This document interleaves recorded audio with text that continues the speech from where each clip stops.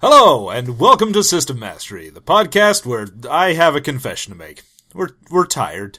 It's hard reading another RPG every 2 weeks for the amusement of literally tens of people. You know the vast majority of these games are new to us, right? We've played like 3 of them. So you won't blame us to hear we need a week or so to cool off before we dive headlong into the next shitty old game. With that in mind, we present you a diversion on the road of podcasting as we discuss the 2000 film Dungeons and Dragons. If you haven't seen it before, or even recently, that's fantastic.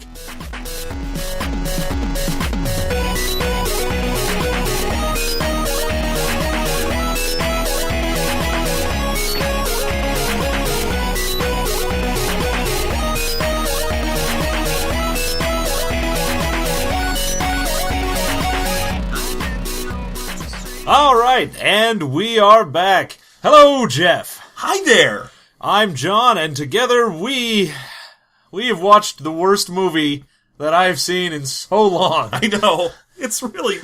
I want to say at least it tells a story. Like, at least it's got a beginning and a middle and an end. Technically, there is a story. I think I've seen movies that had less plot to them, but boy, it's close. Oh, yeah. Well, it is just so disjointed from everything that you're like, but why? And there's random plot elements that are introduced, but let's discuss those as we come to them. Let's talk about what we're watching first. This is 2000's Dungeons and Dragons. Yep. Directed by Courtney Solomon. And don't get excited, that's a boy, Courtney. Yeah, and boy Courtney there has directed all of 3 total films in his life. But he's produced hundreds. Oh, yeah. He produces like 6 movies a year. They're all like direct-to-DVD things. It's an interesting career. Yeah, he manages to get money for people for his movies by promising he will never direct another Dungeons and Dragons. He's like, I won't do it again. I've done it twice, because there's actually 2 of these friggin' things. Most people don't even know this, but yeah, there is a Dungeons and Dragons 2. I think it's... The Search for Snails? The Search for Snails. I wonder if Snails isn't in the... None of them are in the second one. No. Just Tramadol. Just damn it, Damitol. Just damn it, Janet. Dramamine. Blue Lips. Yeah, Fun Dip is in the second one. Yeah, he manages to stick around. So this movie stars one Justin Whalen. And Justin Whalen, you may know from his time as Jimmy Olsen on Lois and Clark, The New Adventures of Superman. Or some role in Child's Play 3. Yeah, where he's the main kid at boot camp. Okay, I've never seen a Child's Play movie. Are they any good? Yeah, they're pretty good. I mean, they start to fall apart around 3, so, I mean, really, I can just sort of blame this guy for everything that's wrong with everything. Well, he's suffered enough. This ended his career like he just ran directly into a wall. Oh yeah, it's like, I'm acting in things. Do Dungeons and Dragons. Well, I'm done now. I'm the leading man. I'm 5 feet tall. Sorry, you are not Tom Cruise levels of charisma. Get out. It's kind of like the movie stars one of those women playing Peter Pan. He just bounces into the sand. Hello! I don't want to grow up. I hate you, Captain Hook! I have to tape my boobs down! That's why I hate you. So, anyway, it stars him. It also has one of the Wayans brothers in it. Yeah, it has, Wayans. Marlon? I want to say Marlon. I think that's safe. Justin Whalen is playing Ridley. We're going to be delivering this to an audience of nerds, so let's discuss this as if it's a D&D thing, right? Yeah. He's a fighter rogue sort of thing. Yeah, he's a fighter rogue, and then you've got Snails, who I think is like a 0th level rogue, or whatever the commoner class version of rogue is. Like a pickpocket. Yeah, something like that. A cut purse. Yeah, there you go. Because he's terrible. He is basically Justin Whalen's character took leadership, and this is the follower that he got.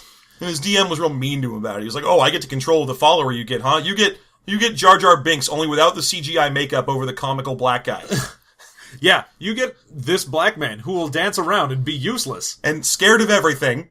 Yep, and he will have no point in the entire film where he shows any level of competence. And the whole party is just embarrassed at the racial caricature that the DM keeps delivering as if it's the funniest fucking thing. Oh yeah. No, it is definitely, this party That Snails being an NPC makes total sense. Yeah, it really does. It's sad because, I'm pretty sure Marlon Wayans could probably do something good if he wanted to, but... Oh yeah, see, the thing is, after this, you have him go on to do, like, Requiem for a Dream, and you're like, oh, look at you, you can act when someone isn't telling you to be a jackass. But this is a Dungeons & Dragons movie, and he's like, there's literally a scene where he flashes a gang sign. There's another scene where he wants a fist bump. He just does... He's also attracted to the elf because the elf is the other person in the movie who is a black person. Yeah, the only other person in the movie. And none of this is Marlon Wayans' fault. It's just the movie was like, well, there's two black people in the movie. We better have them flirt with each other at least once. Yeah. Because if he flirts with a white woman in the movie, all hell will break loose. Yeah. Oh, Lord. Okay, so there's them. Then you've got... So we've got our two main heroes. Both rogues. Yeah. Weird choice, but there you go. They encounter... let's start with when the movie starts. The movie doesn't start with any of them. The movie starts with scenery-devouring Jeremy Irons. Yeah, Jeremy Irons unhinges his jaw and consumes as much scenery as possible every time he is around. Jeremy Irons is Calculon from Futurama wearing a flesh suit. Jeremy Irons is literally just Scar as a mage. That's exactly right. He just shows up, and I keep wondering when he's going to reveal his plan to kill Mufasa. Well, he's gathering ham so as to create a ham golem. Oh, yeah. No, you would normally need to go to a hog farm to find the level of ham that will come with Jeremy Irons. One of his first lines in the film is him cajoling a dragon to come closer to him, and he does it by going, He actually gives us a little taste of Popeye. Yeah, everyone knows the verbal component to control dragon is... That's amazing. It sounds like the dragon is about to demand his gold. Anyway, Jeremy Irons plays Profion. He plays Pathfinder on. For the nerds in the audience, let's go ahead and put this out there. We're going to be setting this movie up as if it was a battle between Pathfinder in 4th edition D&D over the ruins of 3.5. Yeah. Because if you view it through that lens... It makes total sense and becomes way better. It works all the way through.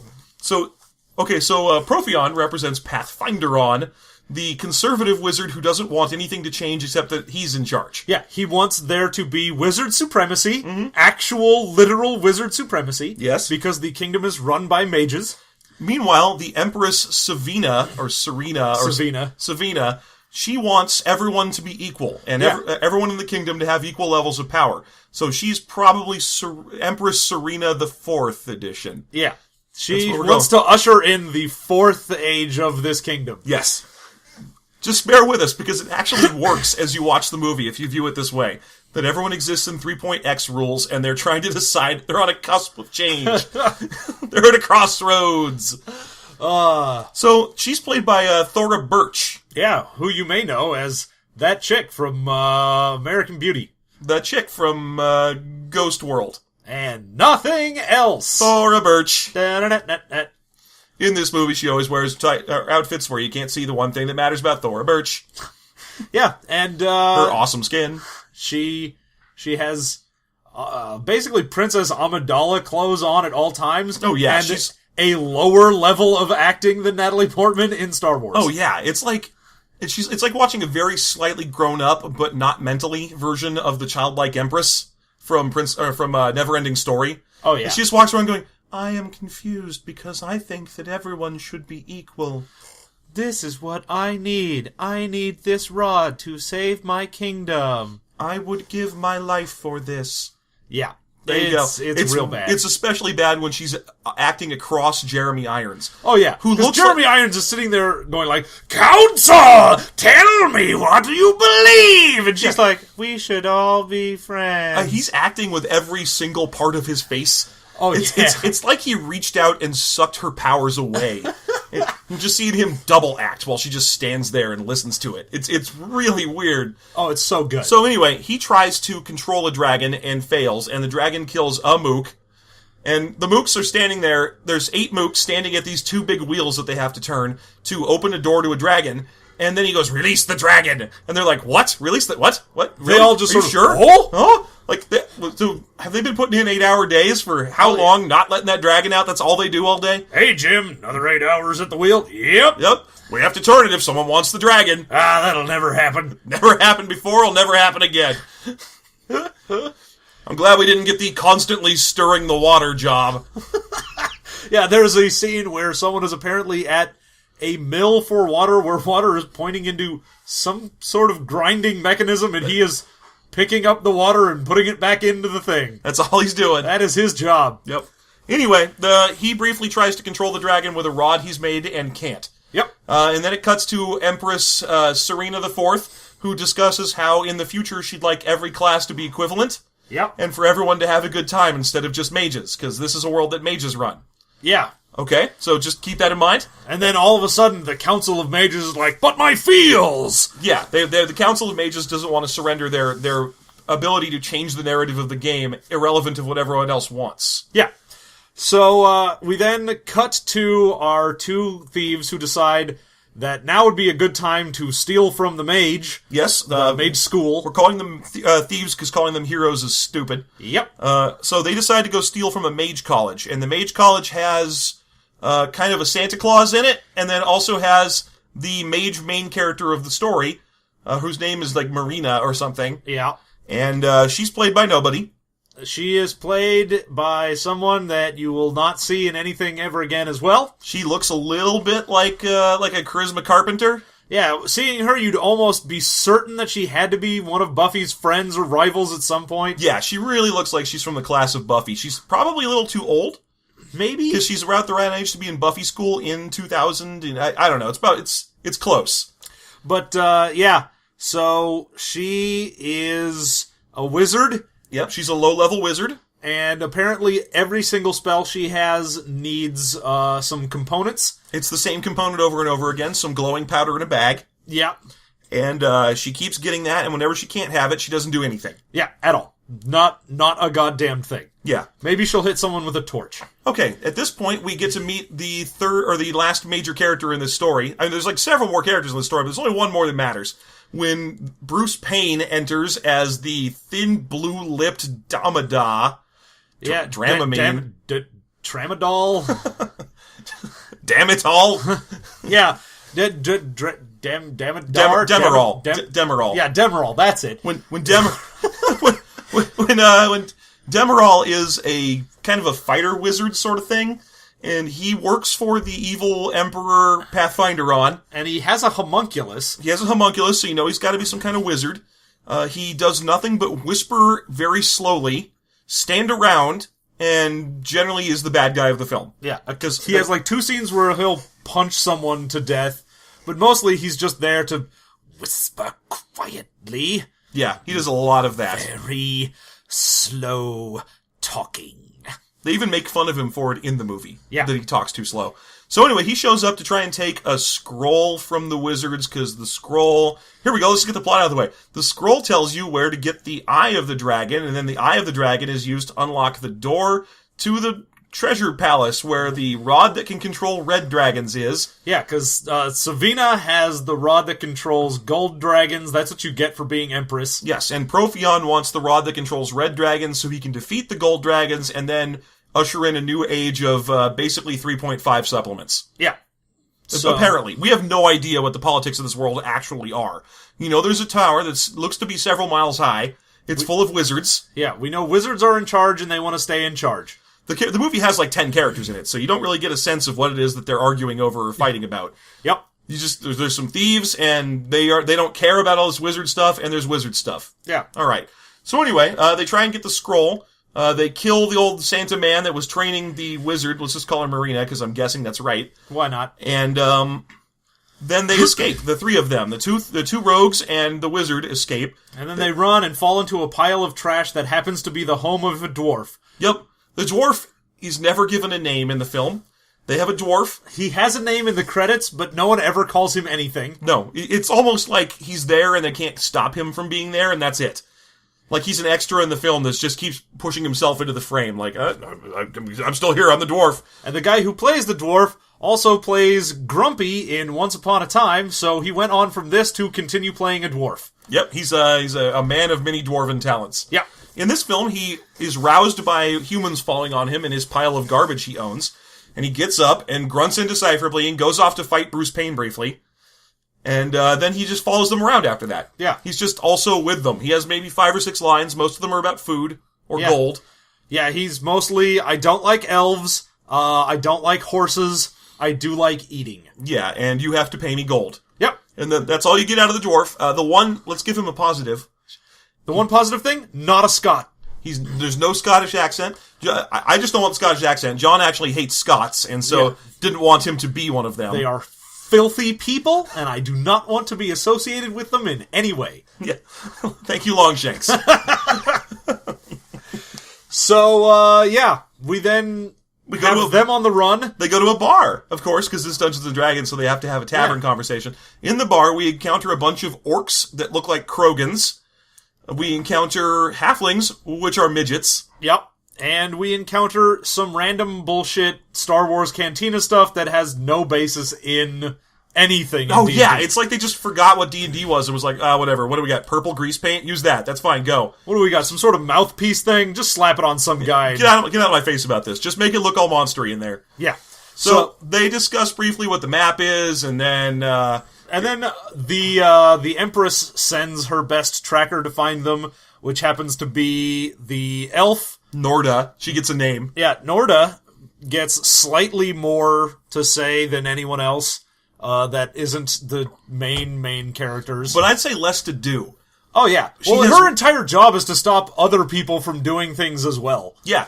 It's like she's there to hinder the events of the story. Anytime when the characters are like, wait a minute, this is all just bullshit. Right before they get the chance to say bullshit, she's like, shh. Elf stuff. Elves. Oh, okay. Yeah, that makes sense. She's wearing armor. Oh, yes, she is. That it's just boobs. Her armor is just one of those... It is a literal breastplate. Literally one of those plastic boob plates you can buy at, like, novelty stores if you want to dress as a girl for, like, a bachelor party. Someone took that and spray painted it with silver paint, made sure to accentuate the nipples real good, and then slapped it on her. And I have to assume she fought this tooth and nail. Oh, yeah. No, it is... Like, those paintings of the most horrible fantasy armor that you can imagine... That's basically what that is. Yeah.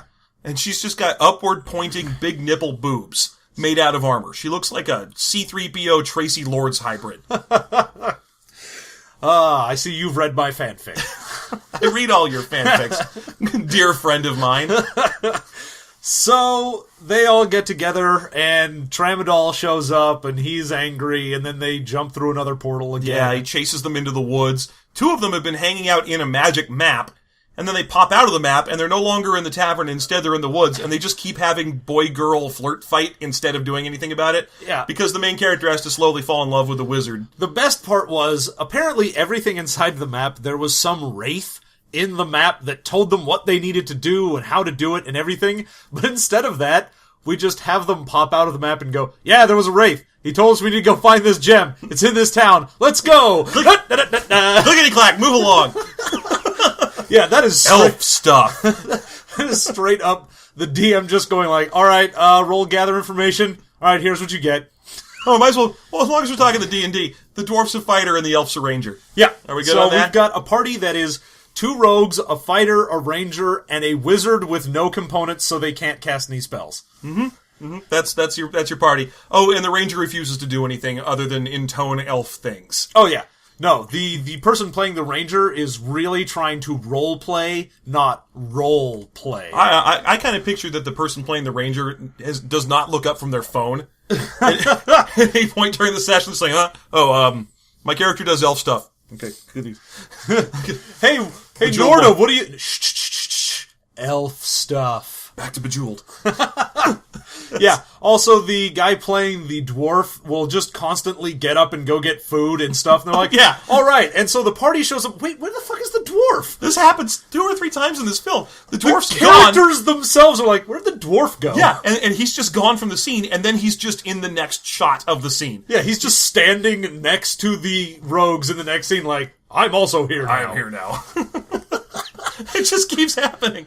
I mean, I don't want to call this movie brilliant for actively recreating what D&D is actually like. Oh, yeah. But every time that character disappears and reappears, I'm like, oh, it's like he just didn't show up that day. Yeah, no, it's just he wasn't there for that session, and then he showed up again, and he's like, hi, I'm here, I'm up to speed. I'm up to carry on. So there you go. So they find out they need to get the Dragon's Eye, which is a gem being held by... A thief! Because we didn't have enough thieves yet. Well, yeah, he's the head of the Thieves Guild in some town. So they go to the Thieves Guild, and they encounter a bunch of thieves living in a big... It's one of those hideouts, like kids lived in, like, bad kids lived in the 90s, like where the Foot Clan hangs out. Oh, yeah, no, this is straight up some, like, Lost Boys level shit in there.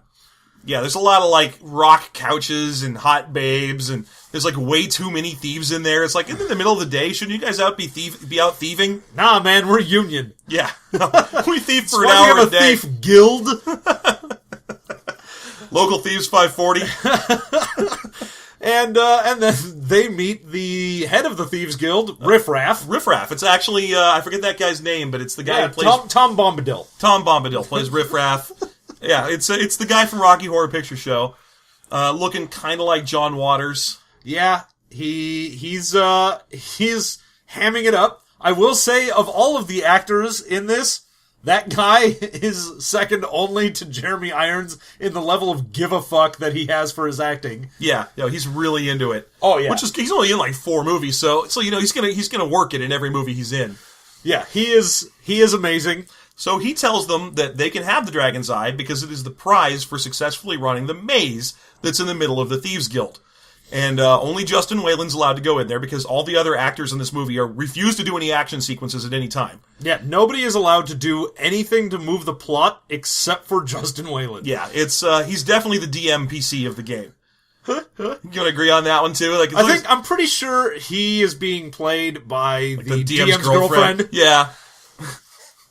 So he goes into this maze, which is just traps. There's no monsters or anything in there. It's just a bunch of him detecting traps. It is a bunch of detect traps and disable traps. Yeah, that's what this whole thing is. It's reminding you what rogues do. Yeah, it's, hey, remember, this guy's a rogue. He has these abilities. Yeah, Yay. So he evades a couple of traps, and it's stupid. He has to dodge some blades, and then dodge some more blades, and then dodge some fire, and then dodge some more blades, and then he gets the Dragon's Eye.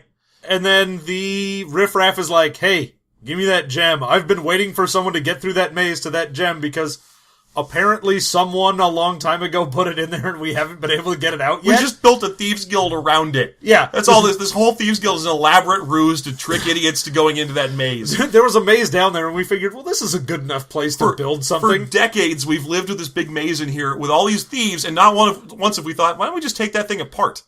Why don't we send more than one guy in there? Yeah, why don't we just get it? Because there's open windows that look in on the room with the Dragon's Eye. Oh yeah, they've got an above ground view of it, so they're looking down on him while he's doing this. But you're like, you could just walk to the last room and jump in and grab that shit, right? Or you could just hire a mage to telekinesis it out of there. Yeah, it's not like there's any shortage. Mages are everywhere in this universe. That's supposed to be what mages are. They're just everywhere. You got mage colleges and shit. Noticeably, this universe lacks clerics. Yeah.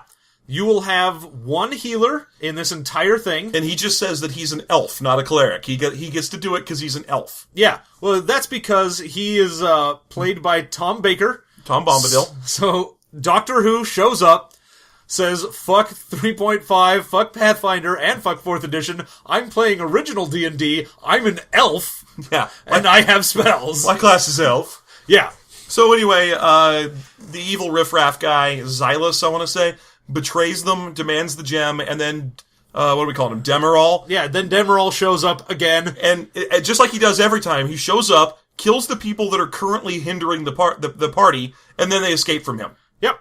But this time around, he manages to grab what's-her-nuts, Marina? Yeah, Marina. We're calling her that. Marina. Right?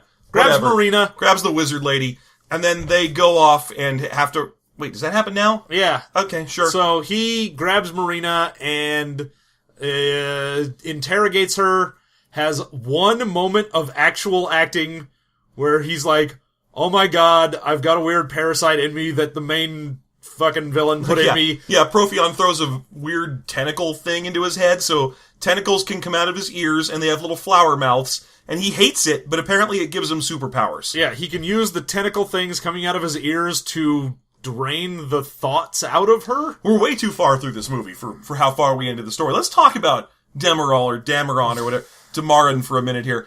Okay, first of all, he's wearing blue lipstick, and he has light blue teeth. Yeah, so he basically looks like he is constantly in any scene where he is not on camera eating Fun Dip all the time. Yeah, he just never stops eating Fun Dip. He has bright red ears. I mean, we're talking like painted on bright red. Like he put lipstick on his ears. Oh yeah, no, I don't know that I can really overstate how bad all of the makeup effects are in this movie. Mm-hmm. Every single one of them is just awful. Like, the orcs look like they are just wearing, I went to a Halloween store and bought an orc masks. There's a purple guy with a tongue that he keeps poking out and 3 eyes. What the hell is that? And there's a guy with, like, he's blue. The blue guy. He just sort of gave up halfway through his neck, and it just stops being blue. Okay, just picture the guy that's sad when the Rancor dies.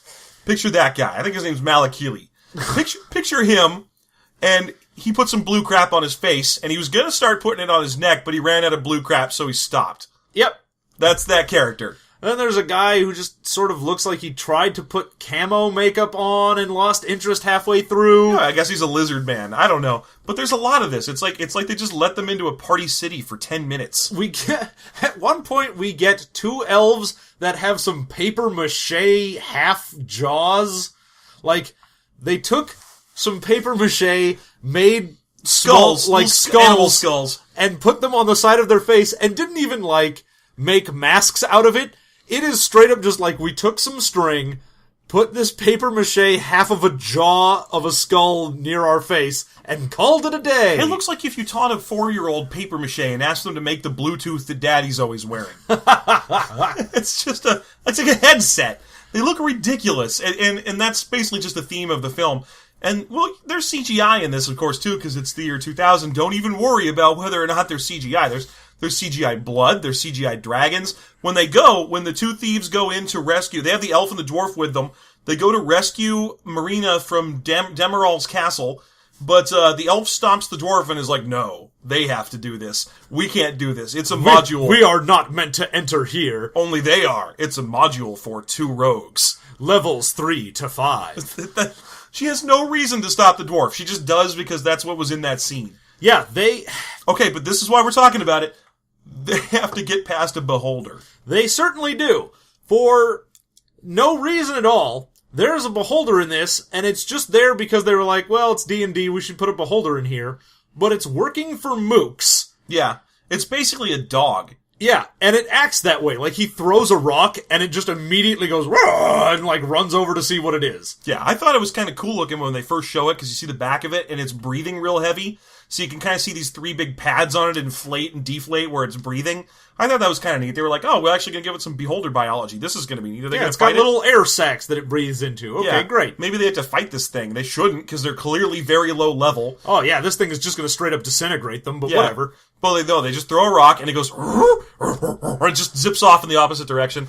And then they see it again running through a hallway without noticing them. Yep, and that's it. There's the beholder. Does nothing, does not interact with anyone. Also, oddly enough, has retractable eye stalks. That was a weird choice. I thought it was kind of neat. Yeah, I don't see why not. It was odd. It was just sort of a complete sphere, and then eye stalks just pop out of it. I figured that was just so that people who were in the audience who were like knew what a beholder was could be surprised. Be like, oh, a beholder! Oh, that's what that round floating thing was. Well, maybe it's one of the mini beholder variants that are way worse. Yeah, it's one of the beholderkin. Yeah, like one of the ones that doesn't have eye stalks. There's like several of those. Oh, yeah. Or even that one that's just a gas ball that is designed to impersonate beholders so that when people hit them with a sword, it explodes and gets gas on them. Yeah. That makes a lot of sense from an ecological perspective when you think about it. Yeah, I mean, really. Because the one thing that you really want to impersonate in a dungeon is the most dangerous thing in the dungeon, so that people will attack you. Well, I mean, mostly you want to impersonate the most dangerous thing in the dungeon so that everything else in the dungeon leaves you alone. They just don't count on adventurers. They're the wild card. Right, and then they attack you, and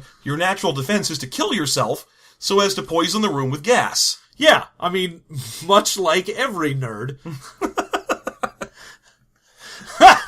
Okay, they kill themselves because Battlestar Galactica's over. So yeah. Okay, so anyway, they get past the fucking Beholder. So the Beholder does nothing. Great. Then they decide it's time to split up, gang. And that's when Snails gives his actual character development speech. He might as well have just said, okay, I'm gonna go die in a different room. Because he's like, hey, Ridley, I want you to be extra careful, okay? You too, Snails. Yeah. So, Snails goes off and is gonna find the map. And he finds a suit of Demeral's armor. Yeah, so Dimetrodon has a suit of armor, and he walks up to it and is just like, I'm Dimetrodon. Oh. Which is perfect. He does an amazing impression of dodecahedron. And yeah. And then he goes to get the map and falls into, what are we calling it, a pit of marshmallow cream? Yeah, he falls into the marshmallow pit, which is a fake carpet that is supposed to be quicksand with painted on carpet on top, but is clearly made of fluffernutter. Yeah, it's basically he fell into a painted oatmeal pit. Yeah. And that was an issue for some reason. What a complicated trap. This guy had a big pit of gross marshmallow oatmeal, and then he had artisans come in and paint carpet over it. Oh, yeah. Detailed, intricate Persian rug carpet. Oh, yeah, it's not just like, it was red. No, it had patterns. It was like white and brown and gold, and they were all swirly. It's like 7 feet across. Guys had to be lowered down from gantries to paint this, because otherwise they'd fall into it and ruin the whole thing. Oh, yeah. You couldn't reach the middle of it without some sort of contraption. Yeah. The actual construction of this trap was way more... Like, they would have to have been in this castle where they were staying for days. Yeah, just building this stupid foam pit. In case someone showed up. Just in case. And in case that person was a rogue who would fail his detect traps roll. And also only if that person came at the table from one specific angle. Yeah. If he had walked over to the map from the side of the table, nothing would have happened. Yeah, I mean, there's like 4 or 5 more carpets in the room, so we can assume that most of those other carpets are also pits of marshmallow goo. Maybe. Anyway, it turns out that Demerol is not wearing his suit of armor, because he's wearing his other suit of armor. Yeah, he's wearing his daytime armor. Yeah, That's his evening wear armor. His sleep armor was the one that was sitting there. Yeah, his armor pajamas. Because he shows up, fully armored, drags Snails out of the pit of marshmallow cream, and then throws him at the other armor. Yeah, and also pulls him out, doesn't take the map away, and just sort of dicks around with him. He just throws him around the room like, well, I've already got you out of the marshmallow pit. It would be a shame if I didn't smear marshmallow on everything in here. Yeah, I clearly have a bunch of expensive tapestries and carpets and beds. And a bag of magic powder, which is going to matter later, because remember, Marina is out of magic powder. So, I'm just going to throw your marshmallow oatmeal-covered ass around my room so you can get every possession I have covered in shit. Right. And then I'm going to let you attack me, because I'm going to keep doing that villain thing where I just stand there. Oh yeah, where I let you just menace me with a knife while I stare imperiously at you and then slap you again. Yeah, and occasionally say, really? Oh, do you think that will do any good? Yeah, this guy's classic old stuff villain. Oh yeah, well, I mean, aside from the fact that he is fabulous. Oh yeah, the fact that he's completely ridiculous. Literally, if you put grease paint on this guy, like white grease paint, he'd be a clown. He has blue lips and a red ears and a red nose. All he needs is white face paint, and he's a clown. He's a face paintless clown villain. There you go. All right. And so while Snails is falling into marshmallow pits, our actual lead hero finds Marina, no problem. No problem at all. Doesn't run into anyone, manages to find some keys somewhere. He has keys to this castle. We never see where he gets these keys. He just shows up, unlocks the door, and is like, hey, let's go. Let's go. That's easy, right? No problem. Yeah, you can clearly tell that the DM was like, alright, so Snails, your detect traps didn't work. I rolled a 19. Not high enough. Oh. You fall into the marshmallows. Oh, and it looks like my villain showed up. All right, honey, what do? I rolled a 10. Oh, well, that's enough to find the keys. And, roll. Oh, no random encounters. You're fine. Okay, so Ridley manages to get Marina out of the castle, but all they start doing is following the girlish screams of Snails. And when they find Snails, he is currently in the grasp of Clowny McBluelips. Like a juggalal. Yeah, and so Fun Dip tells him that if he gives him the map, he'll give him Snails. And instead, Snails throws the map, because Snails is the one with the map at that point. He wanted the jewel. Oh, yeah. Yeah, he wanted to. Get your dumbass MacGuffin straight. There's only like 80 of them in this stupid thing.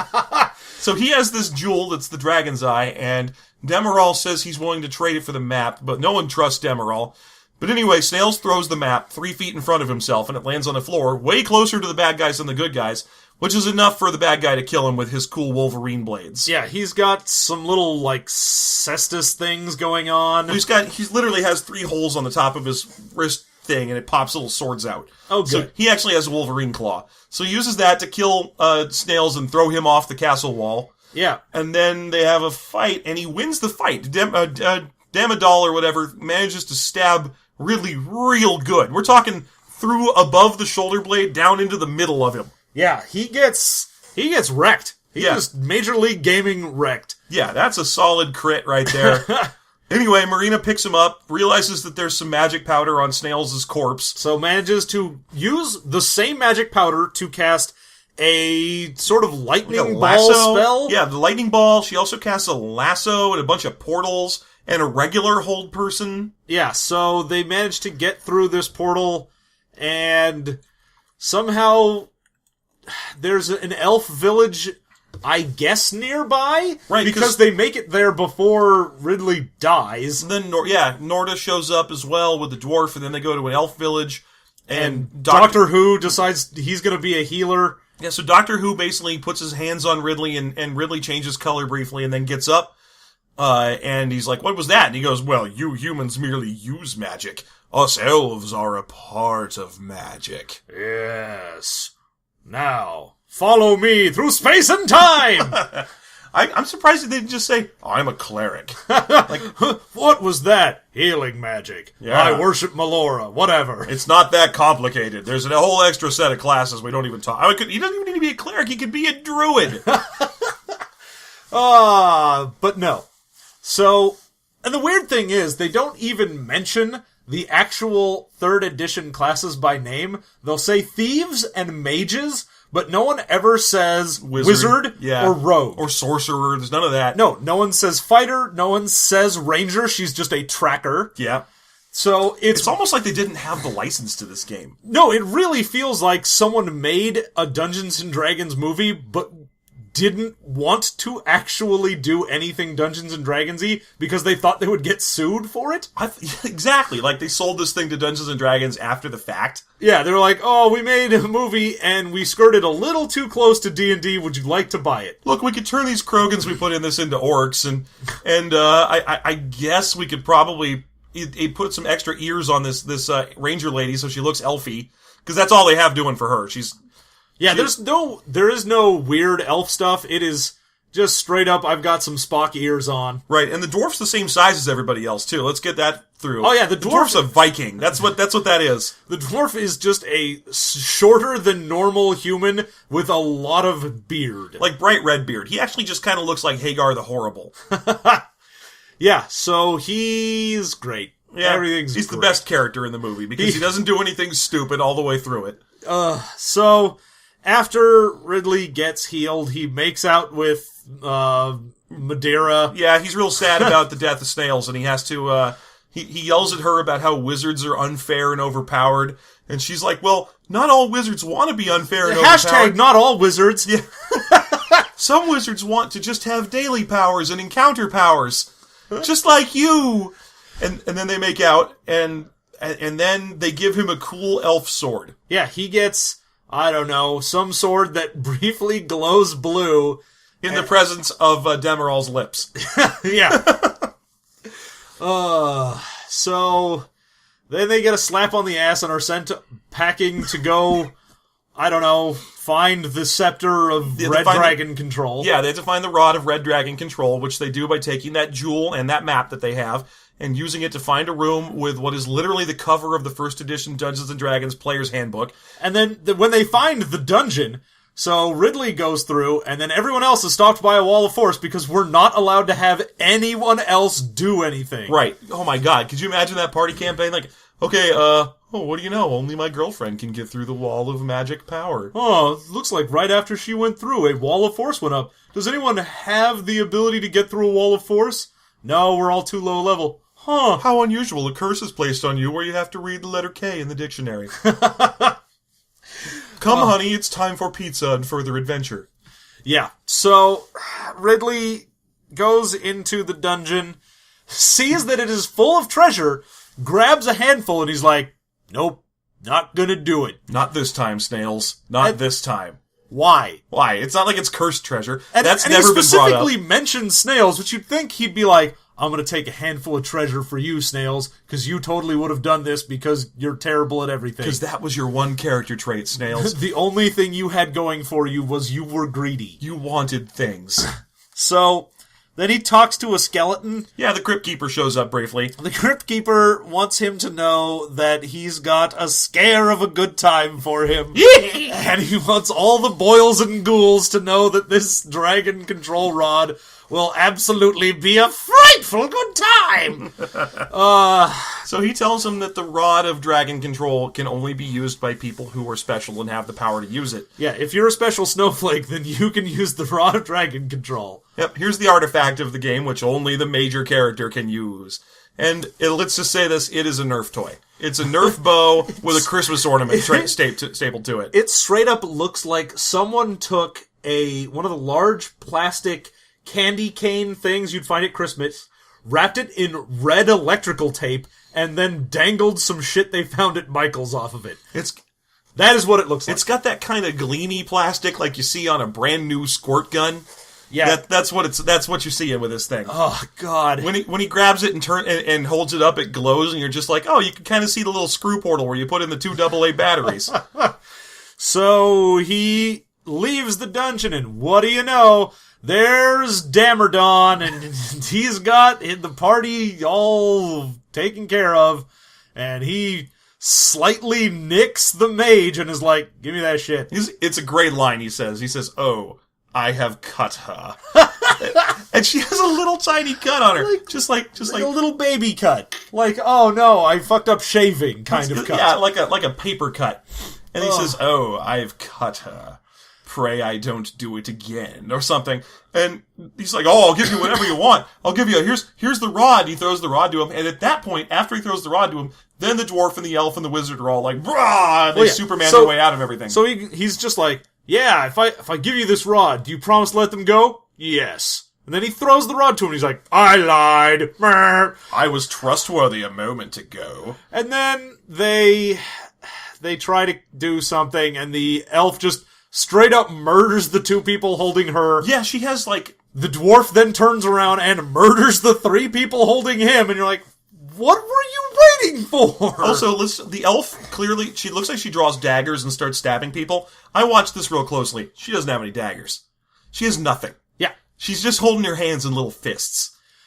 Like, they couldn't afford some daggers for her, because that would have been complicated for the shot. So instead, she just puts her fists on guys' backs over and over again, and they die. So, yeah. And no one gets to be shown being killed because... This movie's very PG rated. Yeah, well, this is still probably far enough ago that there was still that D&D stigma, so they're like, let's not have any graphic shenanigans because we want to try and redeem the idea of D&D. The one time you see blood in this movie, it's dragon blood, and it looks like a CGI screensaver from the 90s. Yeah, I mean, it really just looks like someone dropped some red paint, is the consistency of it. Yeah, and the dragon has just been killed by having a gate dropped on it, Rancor style, which is not doing any favors to the dragon. Yeah. Because the Rancor was in a movie 23 years earlier, and it looks 10 times more real. Yep. And, So the party beats the shit out of their captors after Damerol gets his scepter rods, and then he can open a portal. He's a fighter mage. We've established he owns a homunculus, but he's the only one who gets to cast things without having any components. He just opens a portal. Yeah, and then he jumps through, and then Justin Ridley jumps through, and then the portal closes because Lord knows you can't let the other party members do anything. Yeah, once again, no one else is allowed to do anything. Yeah. So he jumps through, and then he gets there, and there's... Yeah, so meanwhile, back in the kingdom, there was some politics going on. There were trade negotiations. Yeah, it's the very... Gungans were there. Yeah. So... Someone called for a vote of no confidence on Chancellor Valorum. So, Savina, the council is like... Yeah, Tom Savini. Yeah, Tom Savini shows up, and they're like, give me your rod of zombies, and he's like, nah, bro. So, Savina keeps insisting that all people should be equal, and that she'll die for that. And the only way she's retaining her power is she has the rod of gold dragon control. Mm-hmm. And so the council is like, all right, well, if you relinquish the rod of gold dragon control, then you can remain empress. And you're like, but if she relinquishes that, then you can just tell her to go fuck herself. What does it matter? Okay, so they have a big fight, and then Jeremy Irons comes stalking in, and he gives this big old cool Jeremy Irons scenery-eating speech. And then it's over, and she kind of loses, and he kind of wins. And then they go up on a big tower. And again, don't think you're in a kingdom. You're in a CGI tower. They're literally miles above any kind of city. There's only like 10 people in the movie. So he takes some wizards, and he goes up to this battlement on a tower, and red dragons are attacking them. Well, gold dragons are attacking now because she has used her gold dragon control rod. Yes. So gold dragons are attacking them. So she has decided, you know what? Fuck it. I'm going to liquidate Congress with my dragons.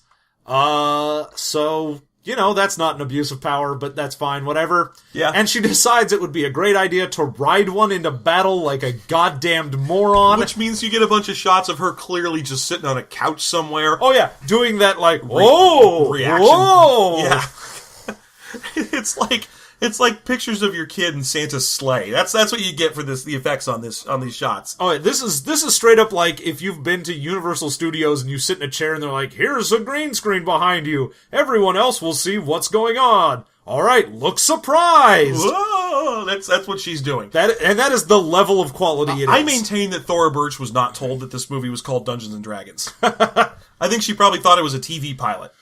Yeah, God. Okay, so Damodal pops up through the portal, and he's like, I've got this rod of dragon control. You promised you'd take this stupid superpowered parasite out of my head. And so he takes the rod, and Jeremy Irons turns around and looks at him, and you really think you're going to get another one of those I lied moments. Laughing maniacally, because he is laughing maniacally. And then he just goes, okay, zaps him, and then the parasite is gone, his ears are no longer red, and he's fine.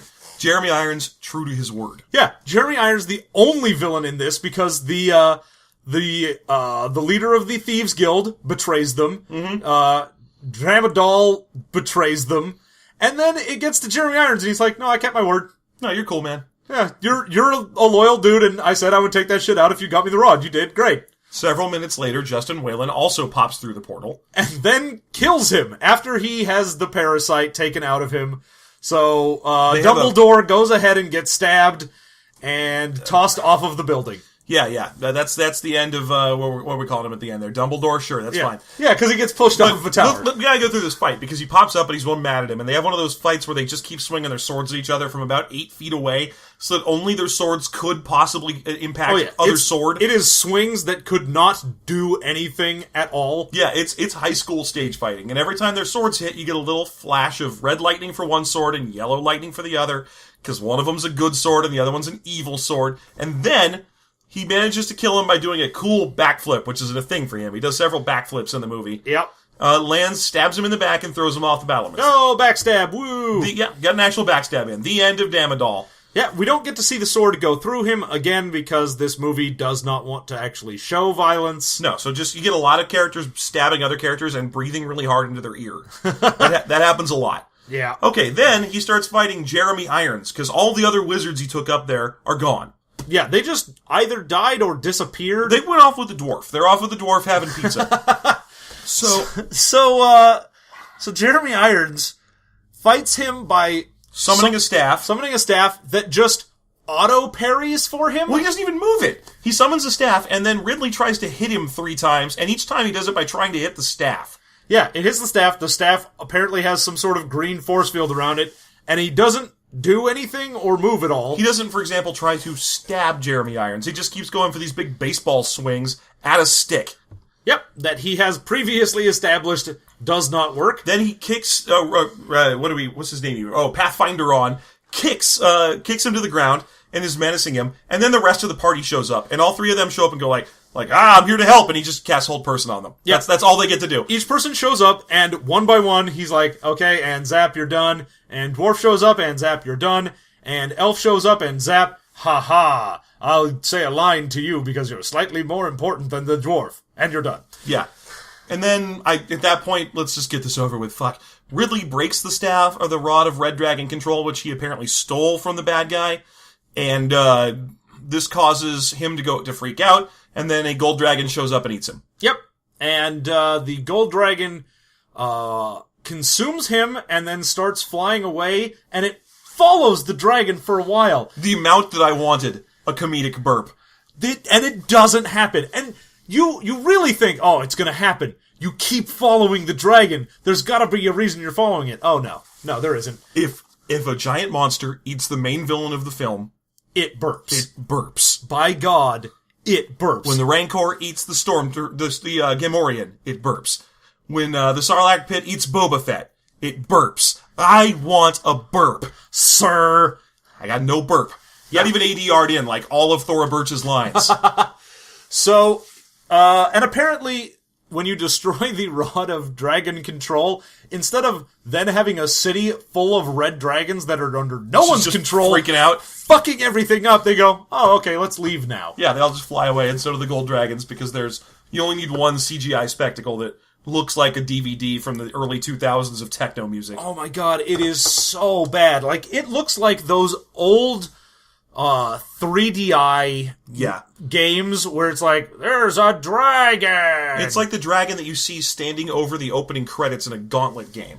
Like, you're never gonna fight him. He just pops up and goes, roar, like once. Like one little forward hand motion. He looks like, they look like dragons on the CGI displays of slot machines.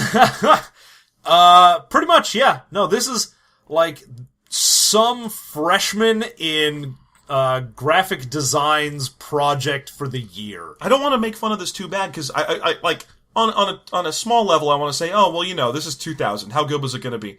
Well, let's see. What came out in 1994, John?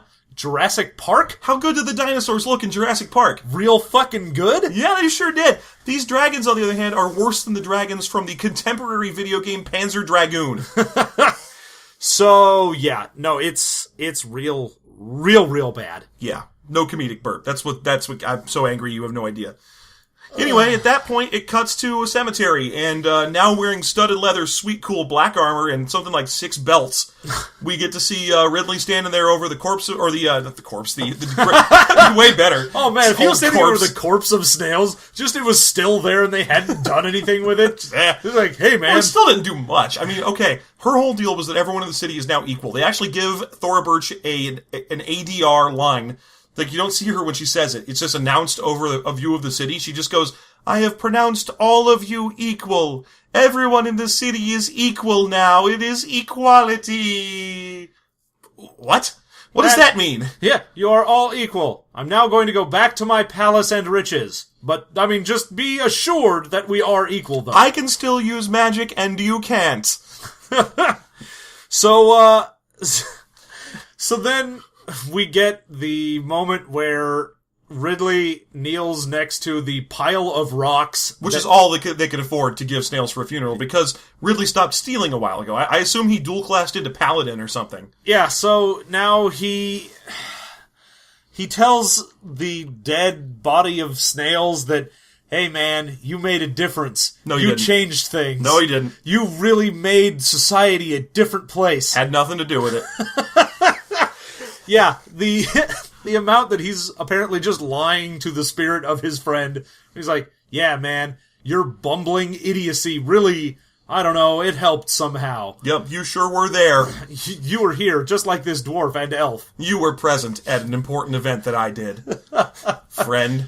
And to commemorate you, here's a rock that has your name carved on it that looks like one of those rocks you see in, like, Sky Mall that says bravery on it. Except this one says snails. Oh my god, if a rock in one of the Sky Malls was, like, actually said snails on it, I would love that. Especially if it didn't change any of the other ones. They were all like, hope, courage, togetherness, snails.